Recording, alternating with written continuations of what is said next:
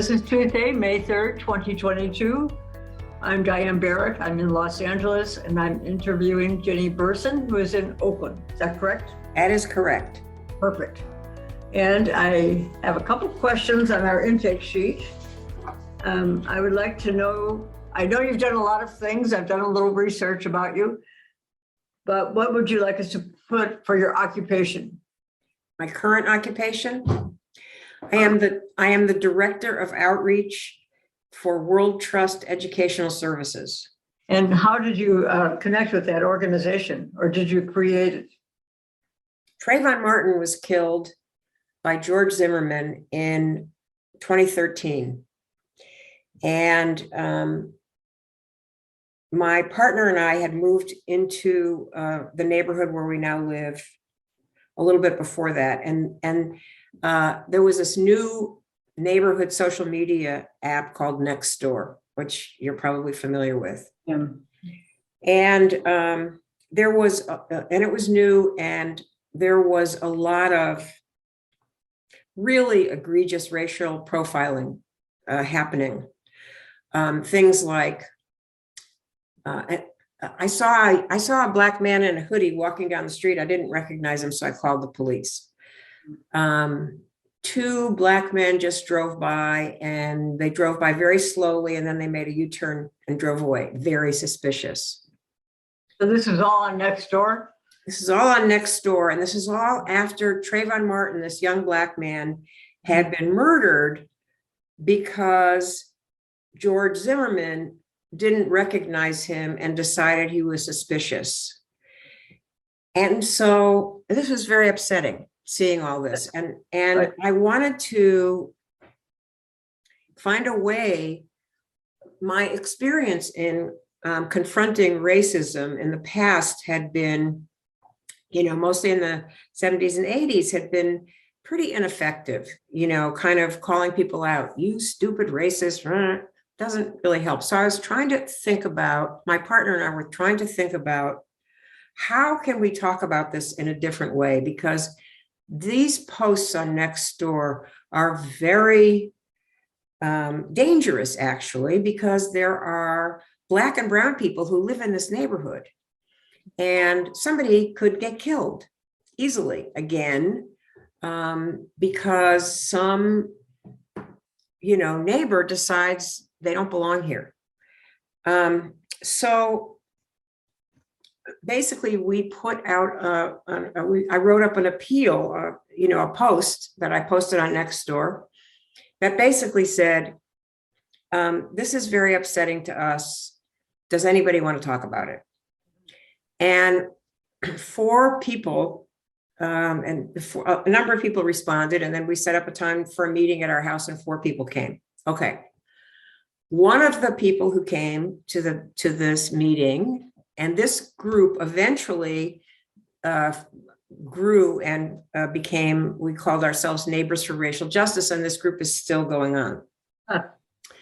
But one of the women who came to the meeting was the business manager at World Trust, which I had not really ever heard of. I mean, I had seen, World Trust was founded by a woman named Shakti Butler, who is a documentary filmmaker, and I had seen her film, one of her films called Cracking the Codes, but I didn't know really anything about World Trust. Okay, so this woman, whose name is Lisa, comes to the meeting, and she stays. She's still involved, and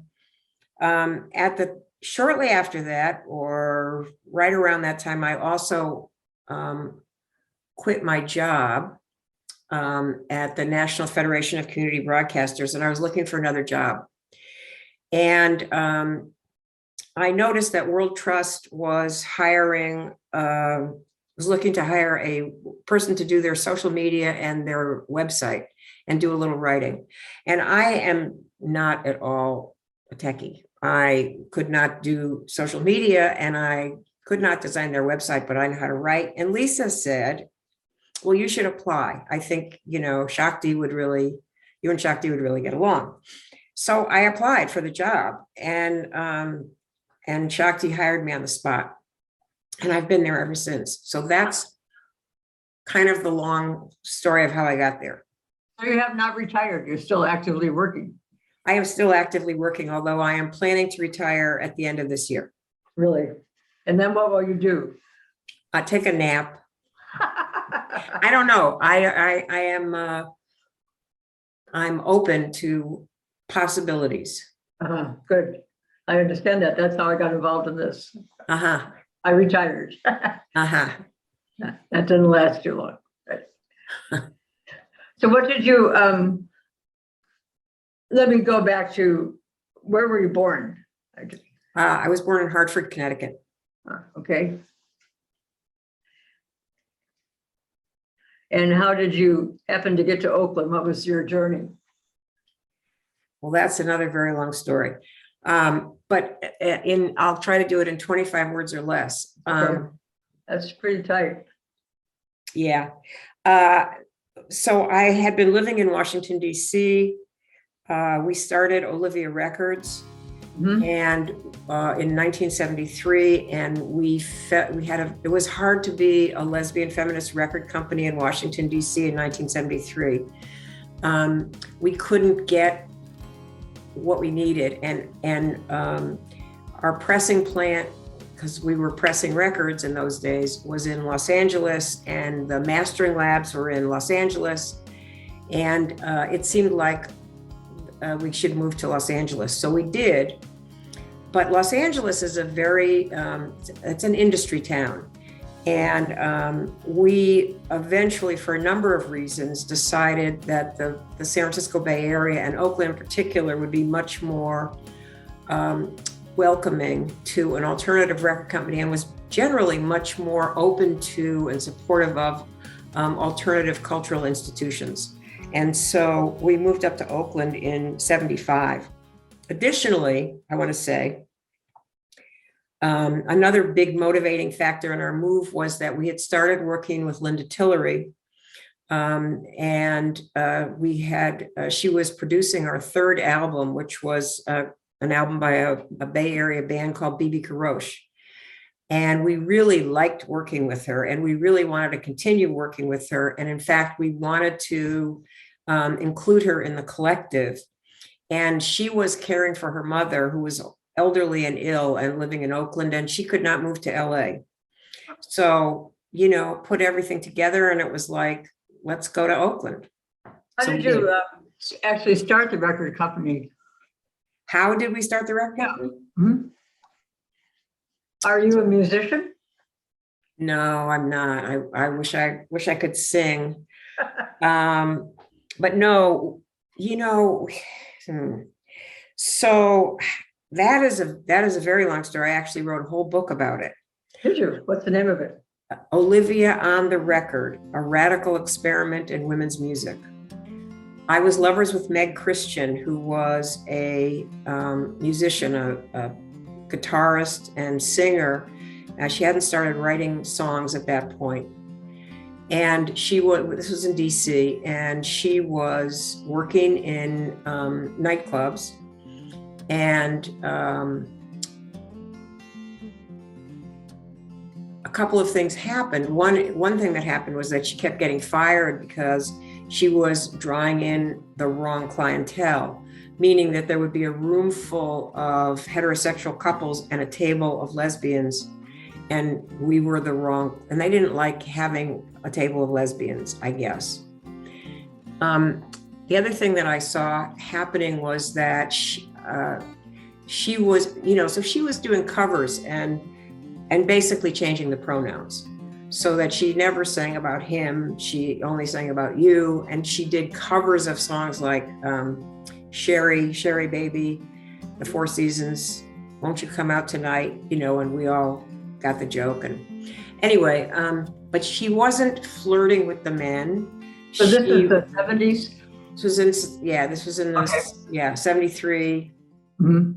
I asked that because this is a legacy project, so the dates are helpful. Yeah, 72, 73. Meg and I actually became lovers in 72. Mm-hmm. Where did you meet her? Oh, she just was she was part of the lesbian community in DC. And I mean, we would go watch her perform at the clubs. and hang out at the bar. Mm. And so anyway, so I would go to the club and I'd, go to the bathroom, and there would be these women in the bathroom crying. And it's like, what's the matter? And it's like, nothing is the matter. They had never, they were not used to being in a situation where the person on the stage was actually paying attention to them. And they were very moved, and they were moved by the music. And so I thought, this is a way to move women. I had been part of the Furies collective before Olivia, which was a very, the Furies was all about ideas and political theory, and it was very heady. And it occurred to me that it would be easier to move women by getting to their hearts. And it was clear that music could do that in a way that the written word, the way we were writing the written word anyway, was not going to do that. So I basically decided to become Meg's manager, about which I knew nothing. But I started, I thought it was, I was very angry about the way the clubs, she would bring in a lot of audiences, but then get fired because a table of lesbians came. And this, really angered me. So I thought, I'm going to start booking her. I'm going to try to get her some gigs at women's colleges up and down the East Coast and women's centers. And so I did that. You think you're a born organizer? I don't know, but I've certainly spent a lot of time doing it as organizing. So I guess so. So what happened was that Meg used to go to record stores, because there used to be record stores. And she used to go to record stores and just look for anything that looked interesting, because she was always looking for material to cover. And in the bargain bin of a record store, she found an album by Chris Williamson, which she bought. And she learned a song off of that album, a song called Joanna. Okay. So this is all in like 1972. The spring of 73, Chris came to DC to do a concert. And because Meg had been doing Chris's song, the women's community in DC knew who she was. So there was a pile of women who went to this concert. And in the middle of the concert, Chris started singing Joanna and forgot the words. And the whole audience started singing the words. Really? And Chris was like, whoa. She had never been to DC before. So how did that happen? So we met her. And then there was a women's radio show on the, I think it was the Georgetown University station, called Sophie's Parlor. And they asked Chris if they could interview her on the show. And then they asked Meg and me if we would participate in the interview with them. And so we did. So we're all sitting in this little radio studio, and we're talking about Chris's experience with this album, which was on the Ampex label at the time, and just her general experience in the business. And we started saying things like, there should be a women's tap dance company, and there should be a women's this. And then Chris said, you should start a women's record company. And the light bulb went off over my head. And I said, that's exactly right. That is exactly what I want to do. This is the right combination of, there was not a women's record company. There were a couple of lesbian albums that had come out already, or were about to come out. But what was different about Olivia was it was never about a single artist. It was about the music. It was about creating the music, getting the music out, and it was also about creating an alternative economic institution. Our intention was to eventually be able to hire thousands and thousands of women in every aspect of the business, and to have them paid well and treated respectfully, and with an opportunity to learn whatever other part of the business they wanted to learn, and to become involved in decision making. Like a university. No, it was going to be, we were going to be churning out music. We were going to be, You're going to be teaching too, though. well, that's right. There was going to be some teaching, but the idea was to do all this stuff and to say, and this is feminism. Right. And for then all these thousands of women to go, oh, this is feminism? Then I'm a feminist. And so that was different than there were a lot of women at that point who were, eventually there were a lot of women who were putting out their own albums. But the idea of Olivia was different because it was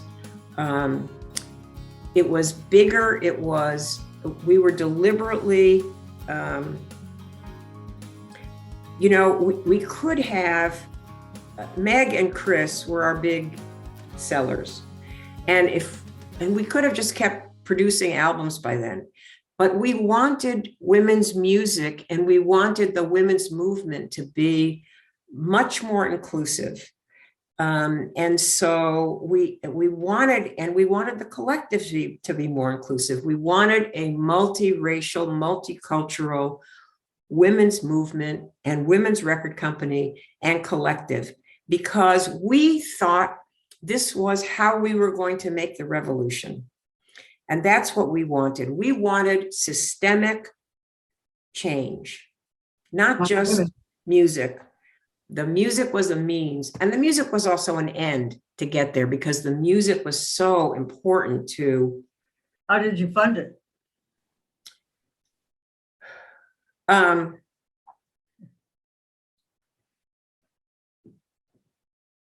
We got I don't really know how we got the initial money, but what happened, we didn't have a lot of money. I think we funded it mostly with whatever earnings Meg got from her concerts, because now by this time I was booking tours for her all the way across the country. And in the summer of 73 and 74, we drove across the country, did concerts along the way. But what we decided to do was, rather than have our first record be an album, was to have our first record be a 45, which is a single, and with Meg on one side and Chris on the other side. And eventually what we did was, it wasn't our intention initially to sell it, but our friends insisted that they be able to access it and buy it. So we sold it, and we got mailing lists. There was a lot of feminist newspapers at that time.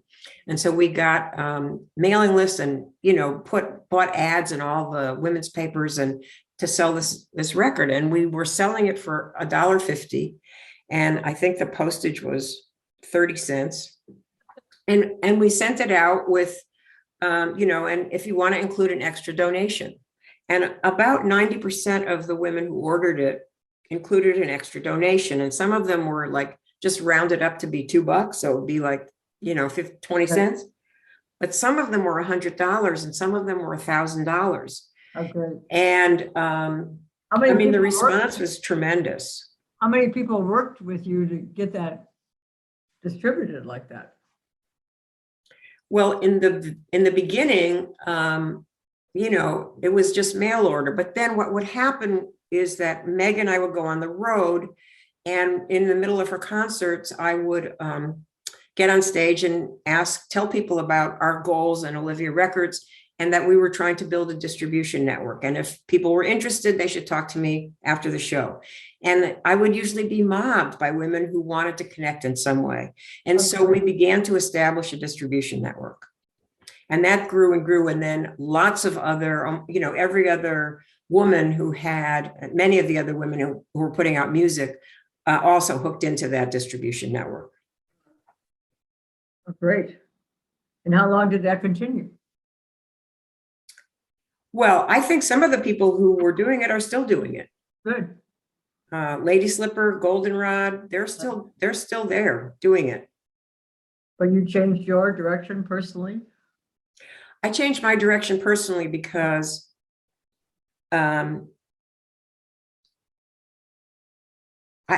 for me, it became, it became clear at a certain point after we almost went out of business 11 times. I'm exaggerating. It wasn't that many times, but it was a very hand to mouth existence. It was very tenuous financially. And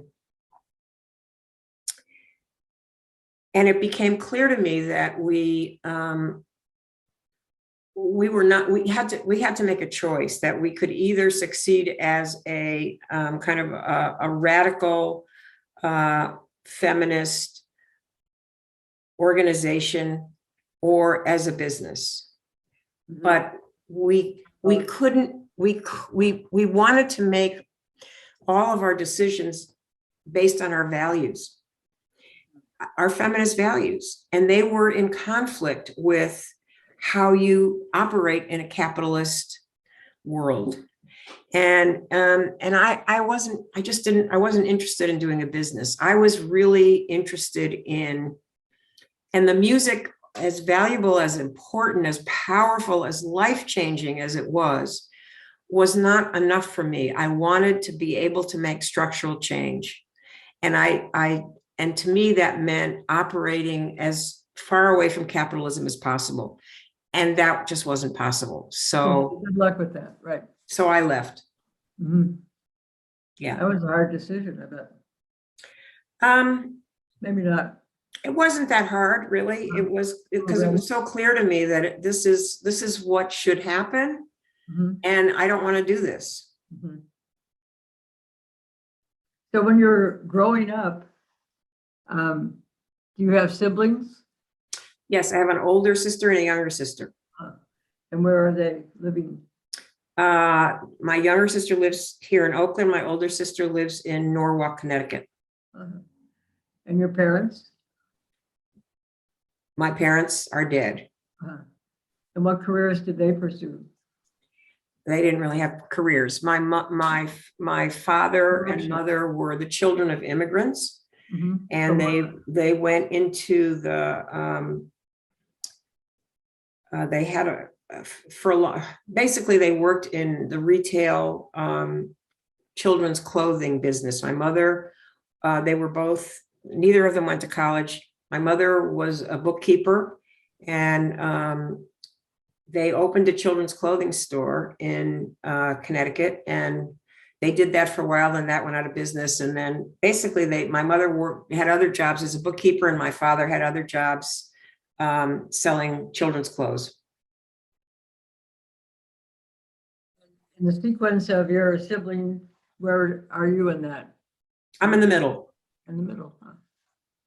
And you went on to college yourself? I did. We all three did, yes. Huh, very good. Huh? Where did you go to school? I went to Mount Holyoke College. I've heard of that. And then how did you come to California? You just sort of gradually? After college, I went into the Peace Corps for 2 years in Panama. And what was your role there? I was an organizer, basically.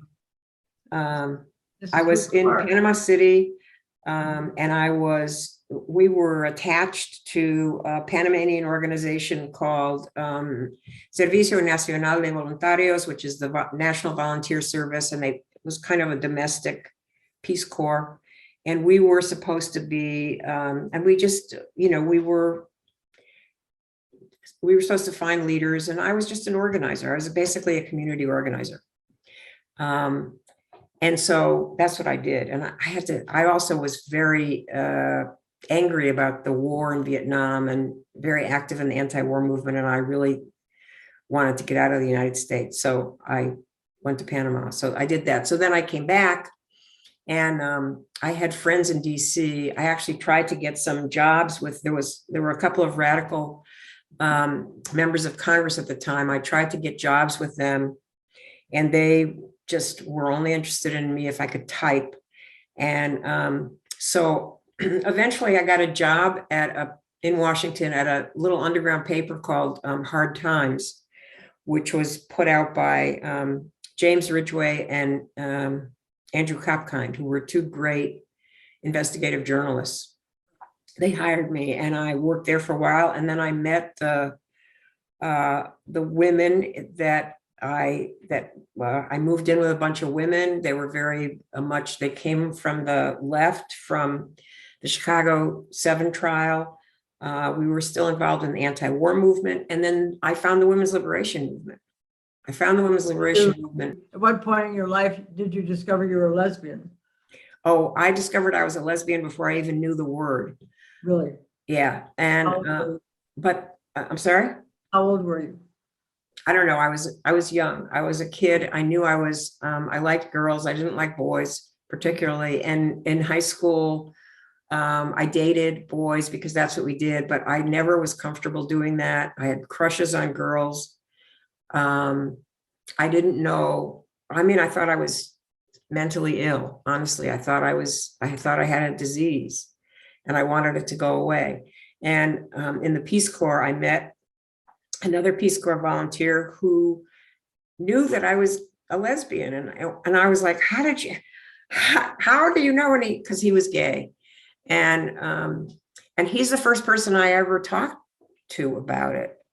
And we actually both tried to cure ourselves. How did you try to cure yourself? What did you do? Oh, well, the first thing that I did was, I can't believe I did this. I got my hair straightened because I don't know, I thought having curly hair was clearly a sign of lesbianism. Don't ask me why I thought that, but I did. Yes, okay. Okay. So I did that. I got some new dresses made, and you know what? I got into a relationship with a guy that was okay.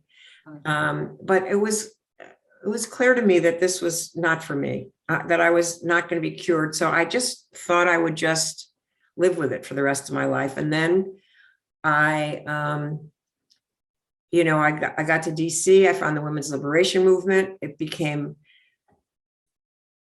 was such a relief to feel like I did not have to center my life around what men wanted.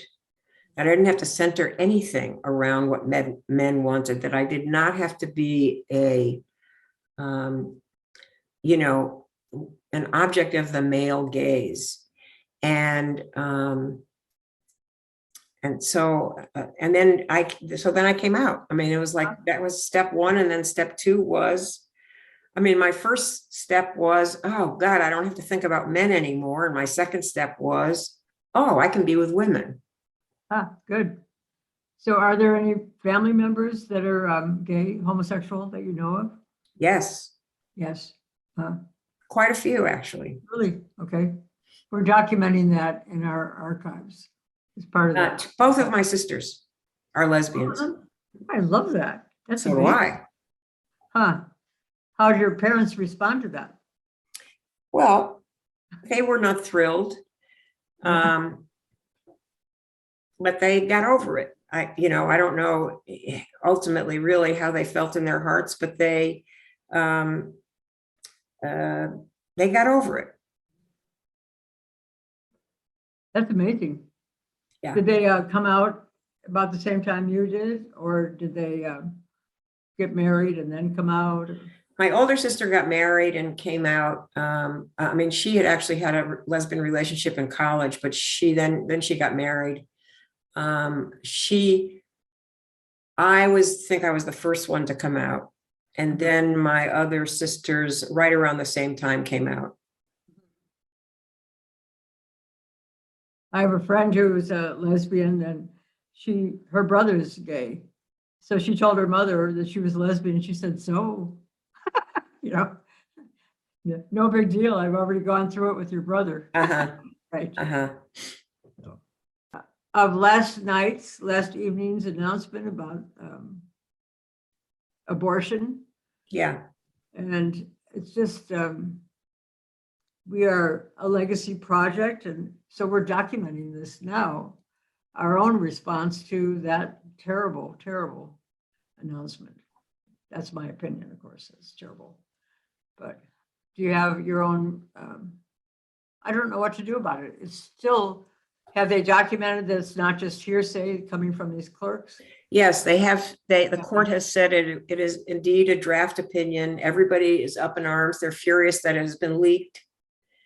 But it's not the final opinion yet. And so, you know, and apparently there's a theory that it was leaked by right wingers because Chief Justice Roberts is hoping to convince two of the judges to not overturn Roe, but to support a narrower decision around in the Mississippi case. And so the theory is that by whoever leaked this was basically putting a lot of pressure on the five conservatives to not jump ship, to not, to continue to overturn Roe. So I don't know if that's true, but that's the last thing that I heard. No, it's stunning. And, just their mention of gay marriage and just, are you married? No. No. Okay. I am. We are. It's I don't know where democracy is going. If it's even Yes. wrong. Well, yes. I mean, we could talk about that for hours, No. But I did want to bring it up because it's recent, and here you are, the first person I've talked to. I've interviewed since the announcement last night. There's something very, it's interesting if you look at the history of this country, from the time the first Europeans arrived here, and what was done to the indigenous people who lived here, and the initial who had rights in this country initially was white landowning men. Nobody else had rights. And the Constitution and our system of government was really created in large part as a compromise so that the southern states would be allowed to continue to have slavery. And so, I mean, that's why the Electoral College is the way it is. That's why the Senate is the way it is, so that the southern states with less population could have more power in determining the course of the country. And women didn't get the vote until 1920, whatever. And Black people really didn't get the vote in the South until 1964. And all of that all of these changes have been resisted by basically white men of property. And the whole, I don't really think we have a democracy. We have something, but it's not a true democracy. And everything about it has been about othering people, about systems of domination. So the fact that abortion is now going to be illegal, which is about our bodies, this is about women's bodies, but it's not new, none of this is new. It was, let's kill the Indians, let's enslave the Black people, let's intern the Japanese people, let's lock up the queer people in mental institutions, let's keep women in the kitchen. There's just a long history of that. This is another piece of saying, you don't control your body, we do. You don't control your life, we do. So, I mean, it's horrible, and it's not at all surprising. No, it's not. That's what's horrible. That's right. Yeah, it is. And I don't know what to do about it, frankly. Oh, I've been honored to interview women I would never have met, like yourself, probably.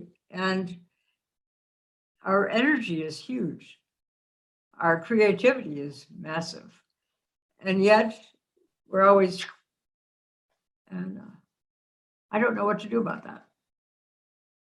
You know, we're doing this, which is important.